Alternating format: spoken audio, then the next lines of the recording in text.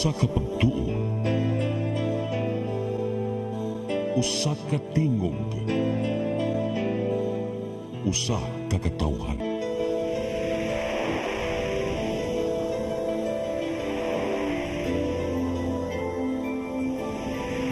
Cebu Catholic Television Network.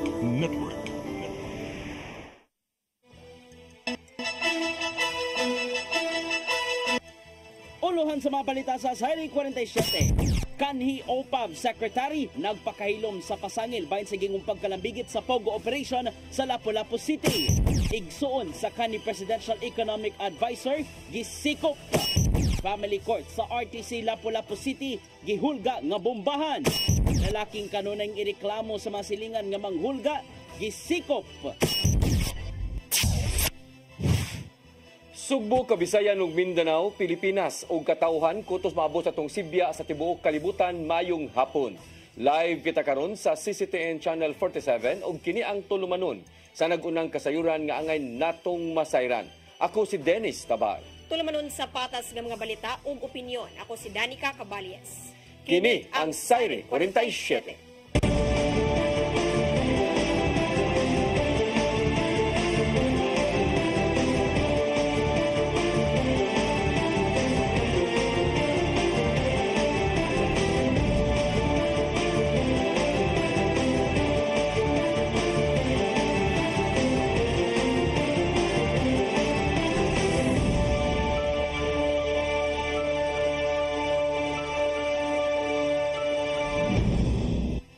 O karon sa kumpletong detalye sa atong mga balita, nagpabiling takom si kanhi Office of the Presidential Assistant for the Visayas nga sekretary nga si Michael Dino o kanhi Cebu City Mayor nga kanhi City Director nga si retired Colonel Ruyina Garma sa pamasangil ni kanhi Cebu City Mayor Tomas Osmeña nga may kalabutan sa Pugo dinhi sa Sugbo. Mato ni Dino nga dili lang una siya buhatag og komento sa pamahayag ni Osmeña atol siyang pagtambong sa Quad Committee hearing ngadto sa Kongreso kagahapon adlaw. Gipatambong si Osmeña aron paghatag og dugang kasayuran kalabot sa extrajudicial killings dinhi sa Sugbo ug ang pagkadiskubre sa Pugo Hub.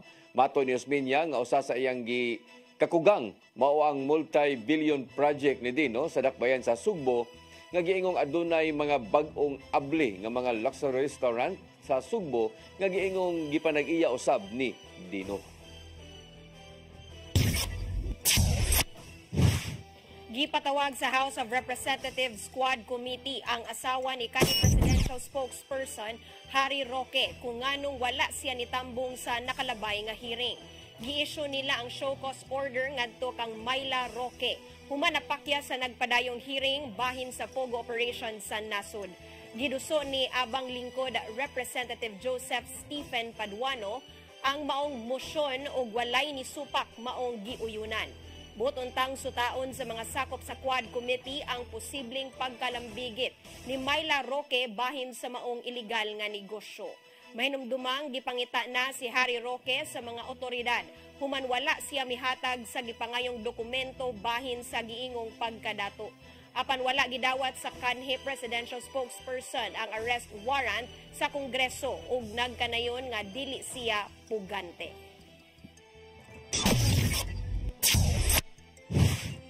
Igsuon sa kanhi Presidential Economic Advisor nga si Michael Yang gidakop sa mga sakop sa otoridad didto sa kauluhan. Napanglantawan usab nga sa mga Kongreso nga patingugon usab ang maong dinakpan kabahin sa illegal pugo operations dinhi sa nasod. Ang kasayuran ihatod ni Gian Navarro. Gisikop sa mga otoridad ang igsuon ni kanhi Presidential Economic Advisor Michael Yang sa Terminal 3 sa Ninoy Aquino International Airport. Base sa mission order sa Presidential Anti-Organized Crime Commission (CONPAOC), nadakpan si Yang Jansin alias Tony Yang kagabi human gituohan nga undesirable alien. Pinagi kini sa niusang puwersa sa PAOK, Bureau of Immigration o gikuyugan usab sa Armed Forces of the Philippines. Mato di BI Officer in Charge Commissioner Joel Anthony Vlado nga kung mapapatud ang sadang kasuhan siyang og deportation ug dili na makataak dinhi sa Pilipinas. may tabo kini kung masugda na ang mga pending nga kaso diri sa nasod. Nabutyag usab ang pagkasikop ni Yang pinaagi ni Laguna Representative Dan Fernandez ato sa napadayong hearing bahin sa illegal Philippine offshore gaming operations kon POGO sa Pilipinas. Sumapa ni Fernandez nga gitanggong sa BIC Yang human nakita nga nagpakaaron ingnon siya isip Pilipino bisan pa man og siya usa ka Chinese. Maong nadakpan siya tungod sa misrepresentation ug dili makiangayong binuhatan dinhi sa nasod.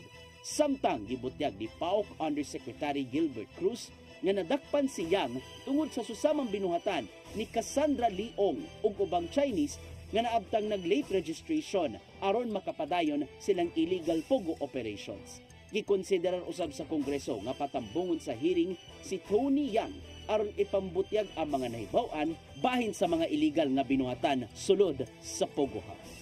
Gian Navarro, CCTN News. Tuyong gisusi sa lokal nga kagamhanan sa lungsod sa Mualbual kung aduna ba'y posibleng pagtumaw sa Philippine offshore gaming operations kung POGO sa ilaha. Subay ni ini, nakigalayon si Mayor Inocentes Cabaron kang Mualbual PNP Chief Police Captain Brigido Paca ug Cebu Provincial Police Office Deputy Chief Police Lieutenant Colonel Wayne Magbanwa. Gitahasan sa kapulisan ug LGU ang mga barangay kapitan sa pagsubay kung unsay mga tilimadon sa POGO operation sa ilang dapit. Pipila silang bantayan mo ang pagbaton og barbed wires, taas nga mga gates ug kadaghan sa CCTV cameras sa palibot. Ang gihimong lakang sa LGU pinasubay sa mando ni Presidente Ferdinand Bongbong Marcos Jr. nga pagpakgang sa tanang POGO operation sa nasod hangtod ning tuiga.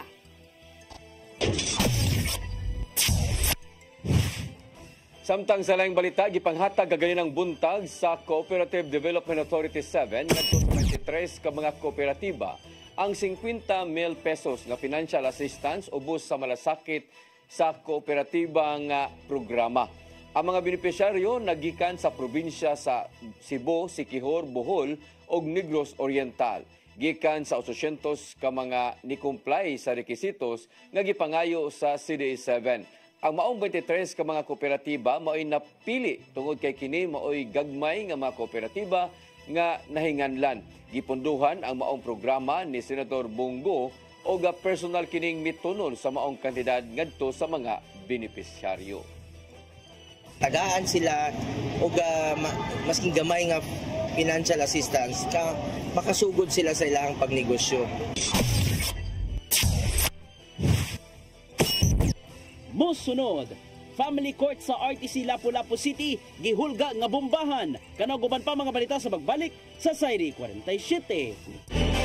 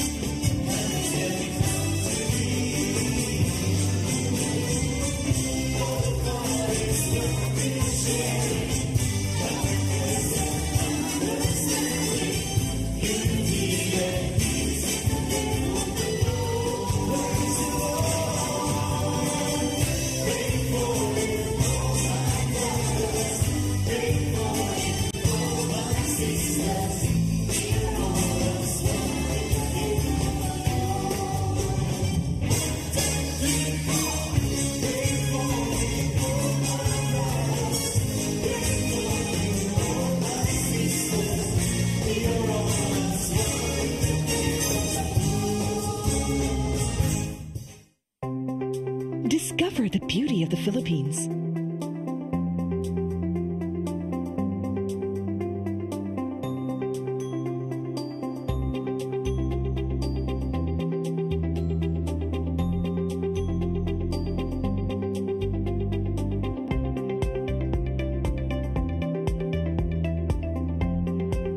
With Philippine Airlines, the country's flag carrier.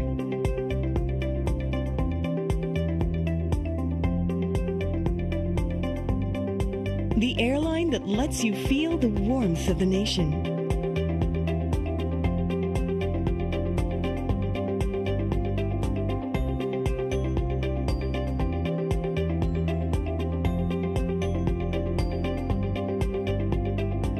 Mabuhay!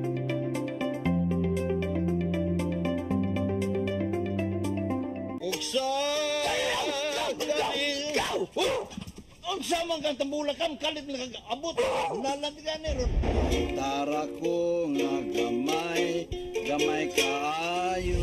Gitara ko nga dako, gamay kaayo. Dailing Sa man ang utangan nga naam na si mong luyo dito. Pamanggod siya na ikatubang ni mo Dailing kay Tarong mo? nganong imam kong iapel ni Dailing ha? Wa man ko'y labot. Kini panil nga, kini.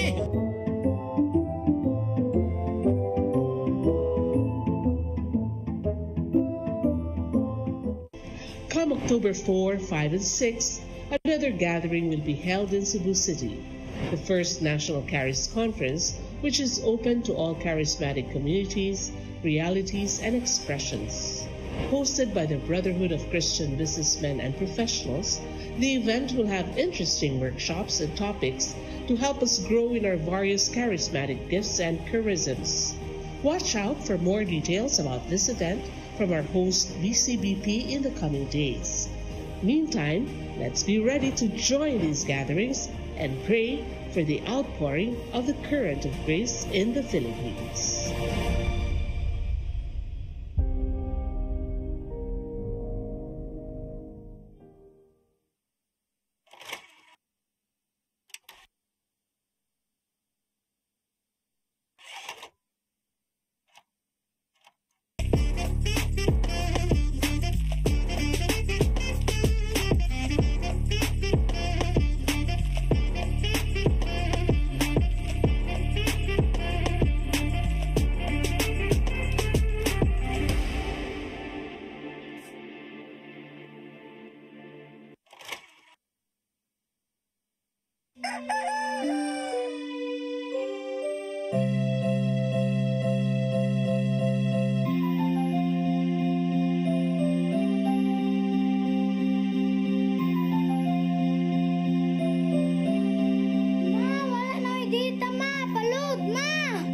Sorry ma'am, na-late ko.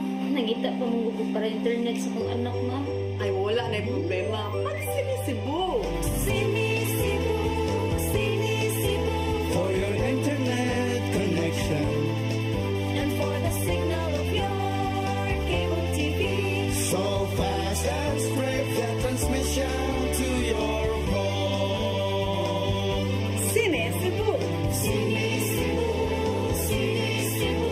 Offers you to have fiber optics. For your viewing experience, perfect and clear so far.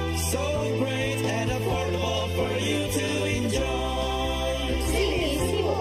Sinisibo Television Network Incorporated offers fiber to the home broadband internet bundled with fiber to the home cable TV connection.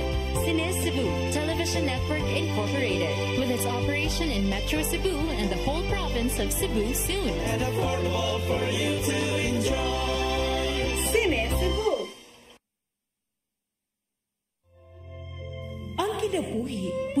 hagit. Sugpil na ka, Dria! Ay, pag-inarte! Pagdita ka! Puno sa pangutana. Bata pa gani ka kayo? Nagpuyap-puyap na ka? Kinsa man ang mga masakitin nato din ay karoon ang kinsa! Kung si buti mo'y pasabot, Daddy. Puno sa luha. Pagpili pa, ako nga imong anak o kanay imong mga babae. Kasuko.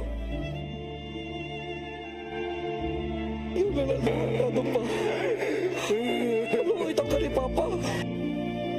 Apang bisan mangit-ngit pa ang imong kalibutan, aduna pa'y nagpahiping kahayag. Aduna ka pa'y kasumbungan. Pangalama, hanap na. Dear Tatay, Tunog na unlod na. Nganong handungan. Wailaing pagi aron masabtan nato ang Biblia. Kinahanglan nga doon natay relasyon kang Jesus. Hangtod sa layan natong panaguban, daghang salamat. Shalom. Tunog na unlod na.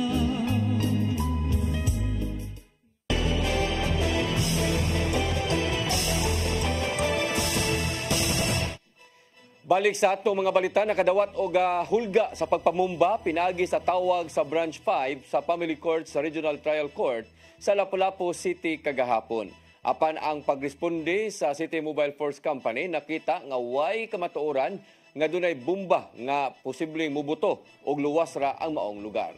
Ang kasayuran ihatod ni Crystal Joy Filerca. Nakadawat og bomb threat ang Branch 5 sa Regional Trial Court sa Lapu-Lapu City alas 12:44 sa udto kagahapong adlaw. Matod ni Police Lieutenant Colonel Christian Torres, ang spokesperson sa Lapu-Lapu City Police Office, nga usa ka personnel sa mong branch ang nakadawat og tawag gikan sa usa ka lalaki pinaagi sa ilang hotline number. Tawag lalaki sir, ni buhi og istorya nga kaniyang specifically giingon nga naay mahitabo nga dili maayo sa inyo diha. Naay bomba diha, pag-andam lang mo. Sa dihang itunol unta sa personnel sa usa ka abogado ang tawag, dali kining gipawong sa mong lalaki og nilanat lang og 2 ka minutos ang tawag. Human madawat ang maong alarma, dali kining girespondihan sa City Mobile Force Company og EOD K9 unit sa LCPO aron sa pag-clear sa area. Gisusi nila ang tibuok Hall of Justice apan wala sila'y nakitang kadudahang mga butang nga posibleng mubuto, maong gideklara nilang luwas ra ang maong lugar. Gidugang ni Colonel Torres nga susihon pa nila ang posibleng hinungdan sa mong pagpanghulga, ilabi na nga dili mga bugat nga mga kaso ang gikuptan sa maong branch. Nakita na nabay considering family court mong gani siya, wala di siya specific nga kung kaso yung gigunitan. Doon na yung mga kaso gyapon nga na dito. Pero so far, yung ang personnel sa branch pag wala sila specific ng kaso nga medyo bugat-bugat. Wala na usab matrace sa kapulisan kung asa nagikan ang maong tawag. Conduct sa investigation ng investigator ang case dito sa Session 3 para to determine kung asa possible ni gikan ang tawag, pwede ba natong i-kuan sa mga telephone company na to. Pero sa tunot, wala man sila caller ID. Hindi na ito matrace yun, uga sa gikan ng tao. Gisuwayan og kuha sa CCTN News Team ang habig sa Branch 5, apan wala kininihatag sa ilang pahayag. Crystal Joy Filerca, CCTN News. Syudad sa Mandawi motukod og laing socialized housing sa Barangay Tipolo. Kini mauna unya ang ikatulong building sa housing project sa syudad. Ang kasayuran hatod ni Mary Rose Sagarino. Lain building na usab ang planong itukod sa syudad sa Mandawi sa Barangay Tipolo. Kini ang ikatulong building sa Tipolo Residences, ang housing project sa Mandawi. Matod sa City Budget Officer nga si Attorney Giovanni Teniero ato sa Transparency Forum kagahapon, nga mugahin ang syudad og 160 milyones pesos para sunod tuig alang sa ikatulong building. I-marching order gid sa ang executive no sa panahon sa pagiging sa pagtingkod magani si Mayor Jonas mao gyud ang ipa-prioritize. So ang benepisaryo mao mga nasunugan ana sa transitory housing sa Barangay Gezo nga kaniadto nagpuyo sud sa kanhi CICC. Sila ang wala na apil sa unang 2 ka condominium type building. Ang Tipolo Residences giplanong mo akomodar og 5 ka buildings. Ang building 1 gipunduhan sa syudad samtang ang building 2 ang gidonar sa Cebu Land Masters pagtuman sa Socialized Balance Housing Act. Ang atong makiiso ng kabos, laban gisura, o dili nimo tabangan, how can they be effective, no, kung mga konstituente sa Dakbayas Mandawi kung mismo ang ilang kaingutan dili nato ma-apply. So that's precisely why we invested more on housing, socialized housing. Pero wa ta manghatag, dili dole out, atong gipaagi og sweat equity nga sila mismo dunay participation. Ang Building 4 ug Building 5 ang gi-enroll sa syudad sa Pambansang Pabahay para sa Pilipino Program sa Nasudnong Kagamhanan. Ang housing project sa Mandawi ang gidaig sa National Anti-Poverty Commission diin baguhay lang ni bisita sa syudad. Muna nalipay sila kay pangalan proyekto. First ang katong 6.5, then kalimti polo residences nato, which niingon din sila na nindot din. Siya po ni Carlo, kabaho po natin nato. Nag-benchmark sila kay nakuha nyo sila nga nung na ingana ang Mandawi bitaw unsa ka progressive city. Mary Rose Shagarino, CCTN News. Civil Service Commission 7 miawhag sa mga buhatan sa gobyerno nga pakusgan pa ang ilang customer feedback kinibisan pa man sa pagsalig sa kinabag-ang publiko sa serbisyo sa gobyerno taliwa sa pagduha-duha. Ang kasayuran ihatod ni Gian Navarro. Nahimamat sa CCTN News Team ang pipila ka mga yanong tao nga naglinya sa buhatan sa gobyerno sama na lang sa Philippine Statistics Authority 7. Sumaning usa sa mga naglukat sa birth certificate nga magdepende lang sa panahon ang mood. So sa ka-empleyado sa gobyerno nga ilang mahimamat, din adunay mga panahong kalmado sila apan pagkaugma sa puto na. Nagpabilin pa man hinuon ang iyang pagsalig sa mga empleyado nga mahatag ang serbisyong ilang gipahimuslan. Maura gyud na sa dakong ma-encounter kapag musod kog mga inana nga mga transaksyon sa gobyerno. Wala ra sad gyud ko maka-timing og kanang gisapot nga empleyado, inana okay ra sad gyud. Samtang ang kuning laing tao nga aduna siya pagduha-duha kung makig-atubang man siya sa government employee alang sige pangayong transaksyon. Apan bisan pa man, anara gyapon ang pagsalig nga matubag kung unsa man ang ilahang mga suliran. Okay naman kay dili man ingon nga karang gamitonon jud gayo. Nagkuan ni kay para lang ma-prepare na ko daan ba. Matod sa Civil Service Commission 7 nga sagad sa mga nadawat nga reklamo sa ilang buhatan mao ang uwahing dagan sa transaksyon sa gobyerno. Napati mismo sa mga kadagkuan nga adunay mga tao nga nagdali aron maatiman ang ilang concerns ngadto sa tungdang ahensya. It could be delayed action, no? Pananalangay, no? Sa pag-atiman sa mga kliyente or kanang dili maayo og pag-treat nila. Subay ni kasaulugan sa ika-124 nga Civil Service Month, gatagan og dakong gibug-aton sa CSC7 ang customer feedback sa matag buhatan. Monghayan pakusgan kini sa mga buhatan sa ahensya sa gobyerno aron daling makahimo og mga lakang. Kung adunay kahingawa ang ilang kliyente, gawas nini, giaghat nila ang publiko nga mahimong ireklamo sa contact center ng bayan o sa ilang hotline 8888 aron maaksyonan ang ilahang suliran ngadto sa ahensya sa gobyerno. Mga yung sir confirm na attested na nato ang kanang customer feedback it is strengthened na that would also be of big help to a government office. Payong usab sa CSC7 ngadto sa mga empleyado nga gawas nga magpabiling kalmado, ipalabi ang pagkamatinuhuron sa ilang kliyente. Sanglit ka naman ang ilang gipanumpaan sa serbisyong sibil.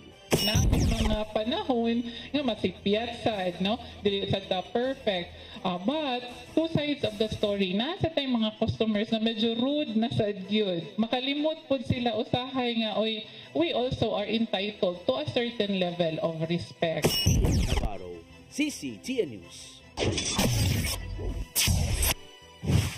Nagpahigayon karong adlaw ang Peso Lapu-Lapu ug local job fair sa usa ka mall sa Barangay Basa. Moabot sa 2,800 ka mga bakanteng trabaho ang gitanya gikan sa 22 ka mga kumpanya nga nisalmot sa maong job fair. Mato ni Kim Francisco, ang pangulo sa Peso Lapu-Lapu, nga sagad sa mga kumpanya nga nangita og mga trabahante. Mao kadtong mga BPO, fast foods, MEPS companies, manpower agencies ug gani aduna pa mga dagkong garments factory. Kagani ang udto duha ka oras sukad sa ilang pagsugod sa 300 kapin nga ni-apply. 15 na ka mga aplikante ang na-hired on the spot. Kini maoy ikawalo nga job fair nga gipahigayon sa Peso Lapu-Lapu karong tuiga.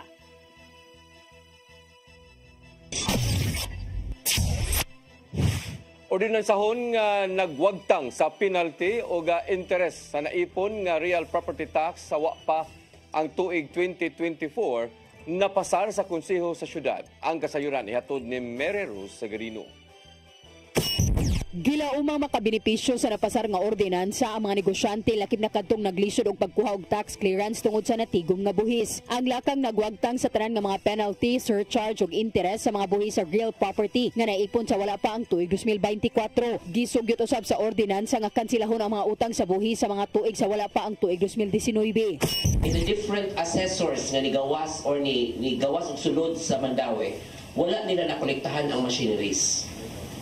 So wala din nag-forward sa City Assessor's Office sa Mandawi City Treasurers ang assessment for machineries. Only sa paglingkod ni Attorney Giovanni Chinero nga na-forward na diri namo ang assessment kung nag-start na migpangulikta. So makita ninyo nga naay mga businesses nga wala kabayad og machineries nila since 2001. So unsa kadako ilang bayranan? Madili ma-release ang ilang business permits kung dili makabayad sila sa ilang taxes diri sa among opisina. So nangayo ta og amnesty sa Sangguniang Panlungsod nga dili sa nato i-require ang tax clearance kay naapatay umalabot nga another ordinance. Mo na the number 3 and number 4 are very well connected. Ang ordinansa giingong mautabang sa real property owners nga kadaghanan naglisod sa pagtuman sa ilang mga obligasyon sa buhis tungod sa pagsaka sa inflation. Ang ordinansa naglangkob sa upat ka matang sa real property nga mao ang yuta, mga edipisyo, makinarya ug uban pang mga improvements sama sa swimming pool. Matud ni Oliva nga ang lakang usa ka business-friendly ordinance nga makatabang pagdasig sa dugang nga mga negosyo sa pag-operate sa Mandawi City. We are now taxing these individuals pero to help them kay maluoy man punta, to help them, we are granting number 3 and number 4 in our topic today. So this is a very business-friendly, these are very business-friendly ordinances and we'd like to thank the Sangguniang Panlungsod for passing this already. Ang Mandawi adunay 16,000 ka registered businesses. Din ang kadaghanan naglambigit sa wholesale o retail, transportation, manufacturing o real estate. Mary Rose Sagarino, CCTN News. Governor Gwen Garcia mitataw nga pamulitika lang ug walay labot ang lungsod sa nahimong desisyon sa Korte Suprema sa miaging tuig. May tungod kini sa nahimong utang kaniadto sa iyang kumpanya sa usa ka bangko diin iya nang gibayran. Ang kasayuran hatod ni Gian Navarro. Human sa kapindwa ka semana niya nga out of country vacation, nakaigayon sa pagpasabot si Gobernador Gwendolyn Garcia bahin sa giingong utang ngadto sa Hong Kong Shanghai Banking Corporation HSBC.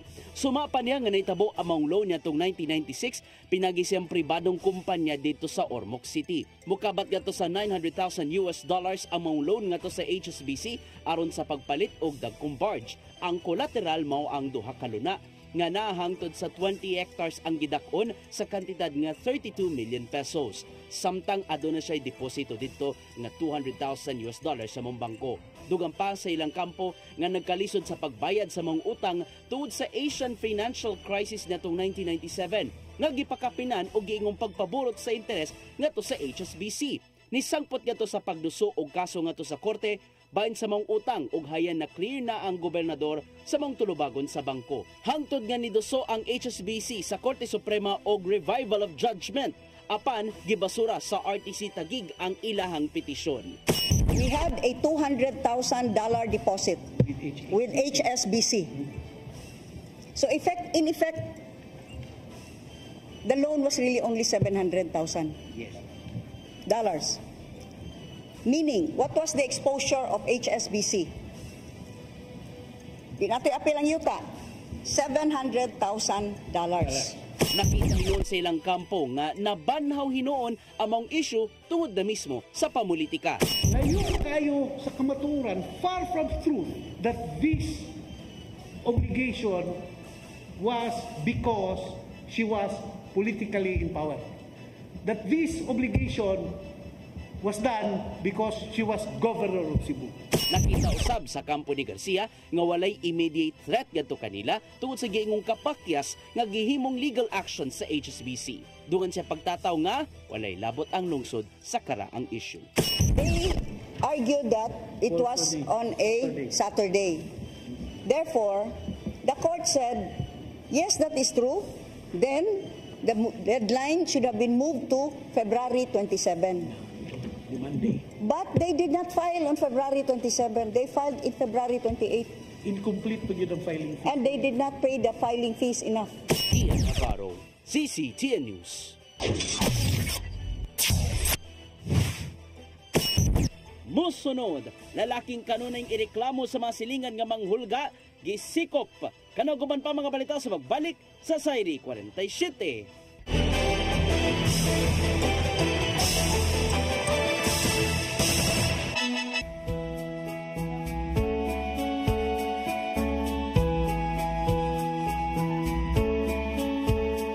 You're giving your all in His glory, touching each heart and soul by spreading His words and wonderful deeds that send forth His kingdom.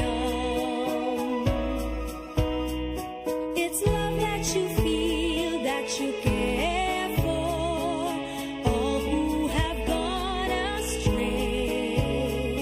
You show them the way that leads to His full of love. It's love in action, true love, faith in action.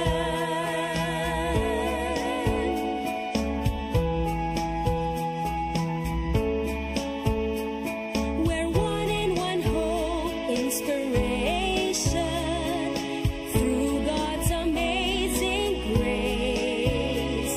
His power and love and pureness of heart show to us His wisdom.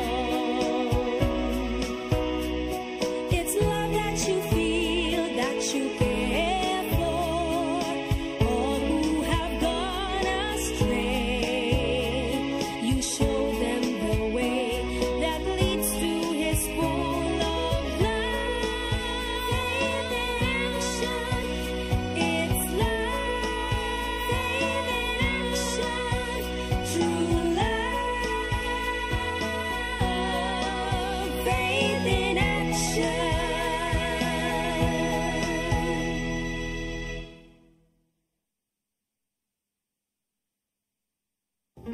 I am the God that healeth thee. I am the Lord, your healer.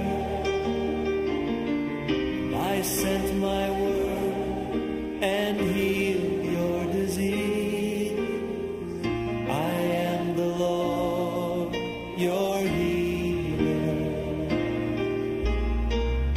I am the God that healeth thee. I am the Lord, your healer. I sent my word and healed your disease. I am the Lord, your healer. I am the God that healeth thee. I am the Lord, your healer. I sent my word and healed your disease.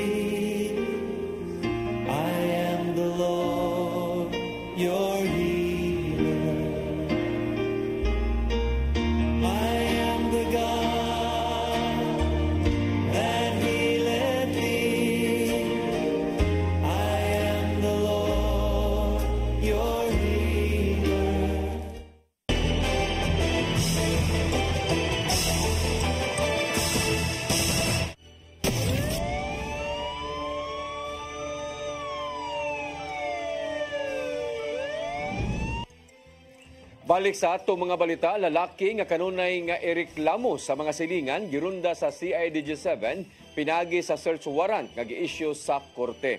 Kini tungod kay kanunay manghulga ang maong lalaki nga mamusil. Ang kasayuran ihatod ni Arnold Bustamante. Nabalhog karon sa buhatan sa Criminal Investigation and Detection Group 7 ang usa ka 48 anyos nga lalaki human makuhaan og armas sa sulod sa iyang bahay pinasikat sa search warrant nga giluwatan ang korte pasado alas 4 gahapon sa hapon didto sa barangay Hagubyaw diha sa Mandaue. Ang suspitsado gilang nga si Ronald Quizon Gabisay, 48 anyos, nga residente sa mga lugar nga nakuhaan og 45 kalibre nga armas o upat ka mga bala niini. Ang CIDG armado kini og search warrant nga giluwatan ni Judge Lucila Cada Inhambre, First Executive Judge sa RTC7 Branch 89 sa Dakbayan sa Mandaue. Tinitsahan nitong September 13, 2024. Mato ni Police Captain Nigel Sanoy, ang hepe sa CIDG Mandaue City Field Unit, nga reklamo sila nga buhatan ng silingan sa suspitsado nga kanunay kini nga magpabuto siyang armas ilabi na panahon nga mahubog nga nakapahadlok na sa mga residente sa dapita.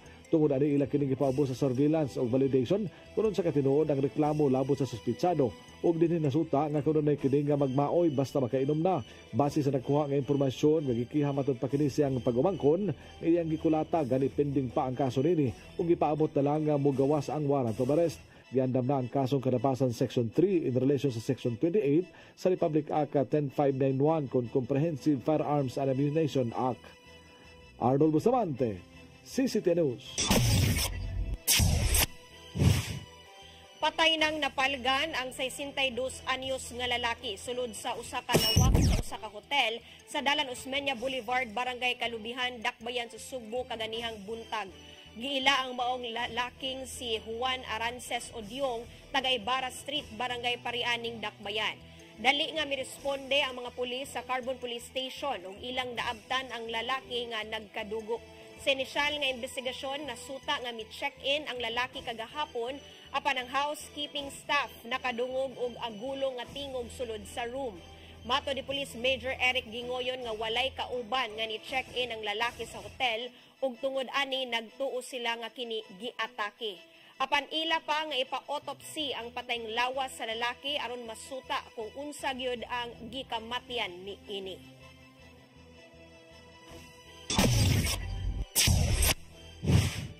Napalgang patay ang usa ka babae sa Cebu Business Park sa usa ka mall sa Barangay Luz ning Dakbayan sa Sugbo kaganina nga udto. Ang babae gituho ang milayat sa taas nga building duol sa mao nga mall. Base sa spot report sa Mabulo Police Station, ang babae nag-edad og 33 anyos, dalaga og usa kini ka abogada o CPA. Kini ang residente usab sa Barangay Paho, Dakbayan sa Lapu-Lapu. Padayon pa ang investigasyon sa mga sakop sa Mabulo Police Station.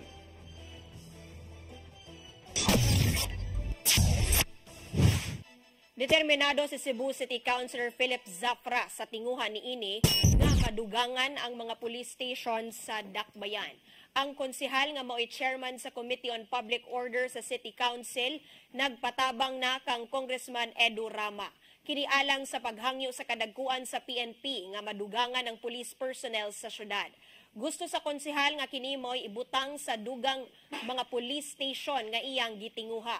Gipadayag ni Zafra nga nagkadako ang populasyon sa Dakbayan ug makiangayon lang nga madugangan ang kapulisan.